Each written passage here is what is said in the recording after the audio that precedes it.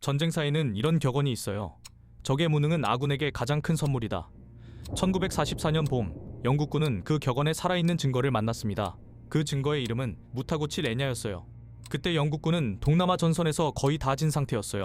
1942년 싱가포르를 빼앗긴 이후 일본 육군은 무적의 군대였습니다. 미얀마에서 영국군은 후퇴를 거듭했고 인도 동부의 작은 산골 마을 임팔과 코히마가 마지막 방어선이었어요. 거기가 뚫리면 인도 평원이 열리는 거였습니다. 그러던 어느 날 영국군 정보부가 한 보고서를 사령관 책상에 올려놓았어요. 일본군이 임팔 공격을 위해 사령관을 새로 임명했다. 그 이름은 무타구치 레냐. 슬림 사령관과 참모들이 그 한 줄을 읽고 책상 위에서 잠깐 침묵에 잠겼습니다. 그리고 한 사람이 입을 열었어요.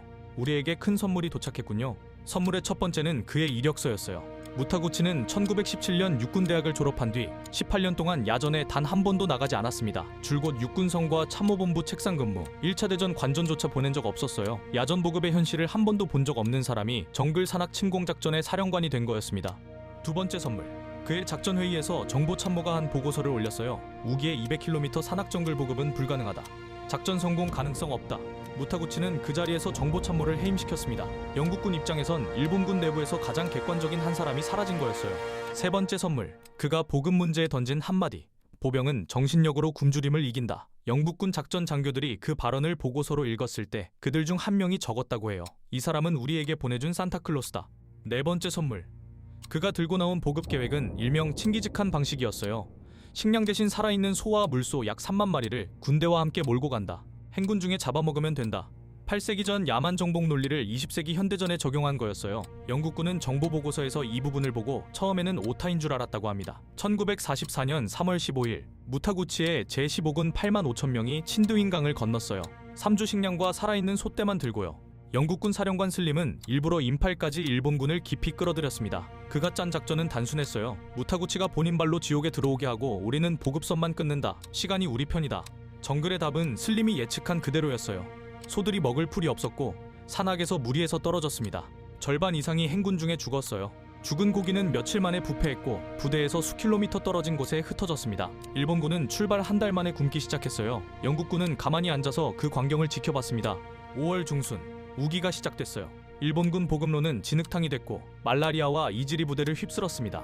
병사들은 풀뿌리를 먹으며 버텼어요. 그러나 무타구치는 후방사령부에서 공격을 계속하라는 명령만 반복했습니다. 한 번도 전선에 나오지 않은 채로요. 영국군에겐 이게 마지막 큰 선물이었어요. 다섯 번째 선물, 1944년 5월 31일 코히마의 사토 사단장이 무타구치의 공격 명령을 거부했어요. 부대는 굶어 죽고 있다. 더는 못 싸운다. 일본 육군 사상 거의 유일한 사단장의 정면 항명이었습니다. 무타구치의 답은 본인 작전 실패 인정이 아니라 휘하 15, 31, 33사단장 셋을 모두 해임시키는 거였어요. 일본군의 지휘체계가 본인 손으로 무너졌습니다. 그때 슬림이 반격을 시작했어요. 영국 14군이 임팔 포위를 풀고 무너진 일본군을 추격하기 시작합니다. 사령관 한 명이 자기 손으로 사단장을 셋이나 자른 부대는 더 이상 군대가 아니었어요. 슬림은 그 빈자리로 정확히 부대를 밀어넣었습니다. 1944년 7월 3일 무타구치는 마침내 작전 중단을 명령했어요. 그러나 후퇴는 진격보다 끔찍했습니다. 그 길은 훗날 백골가도라 불리게 됐어요. 일본군 사상자 약 6만 명, 그 대부분이 굶주림과 정글병, 영국군 사상자는 약 17,000명, 단일작전 일본 육군 사상 최대 패배였어요. 전쟁 후 슬림 원수는 회고록 패배에서 승리로의 한 줄을 남겼어요. 우리는 운이 좋았다. 일본군에 무타구치 같은 사령관이 있었다는 것이 우리가 가질 수 있는 어떤 무기보다도 우리에게 컸다. 그는 적이지만 동시에 우리의 동맹이었다.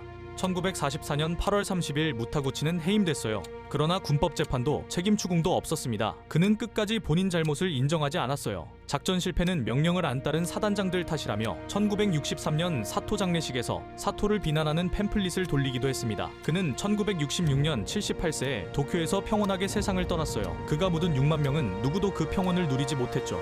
적의 무능이 아군에게 선물이라는 격언은 슬림에겐 옳았어요. 그러나 그 선물의 진짜 청구서는 적군의 부하들에게 갔습니다.